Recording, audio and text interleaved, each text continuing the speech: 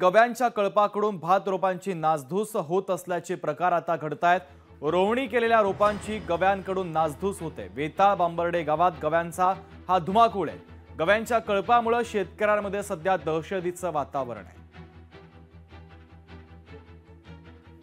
आम्ही जी भातशेती करतो त्या भातशेतीला वन्य प्राण्यांपासून भरपूर त्रास आहे।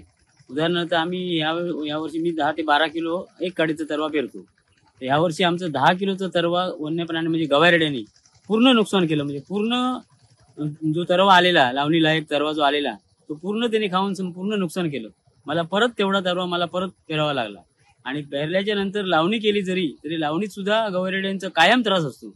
आम्ही किती त्यांना हाकवण्याचा प्रयत्न केला किंवा इतर काही मार्गाने त्यांना जरी पिटाळण्याचा प्रयत्न केला तरी ते काय परत येतच असतात आणि आमचं नुकसान करतात। त्याशिवाय इतर सुद्धा प्राणी म्हणा, वांडर म्हणा किंवा केळली म्हणा किंवा ते सुद्धा प्राणी जे आहेत ते सुद्धा इतर म्हणा फळझाडांचं सुद्धा म्हणजे नारळ म्हणा किंवा इतर सुपारी म्हणा यांचं भरपूर नुकसान करतात। तर सिंधुदुर्गात गव्यांच्या कळपाकडून भात रोपांची नासधूस सुरू आहे। रोवणी केलेल्या रोपांची गव्यांकडनं नासधूस केली जाते। वेता बांबर्डे गावामध्ये गव्यांचा हा सगळा धुमाकूळ पाहायला मिळतोय।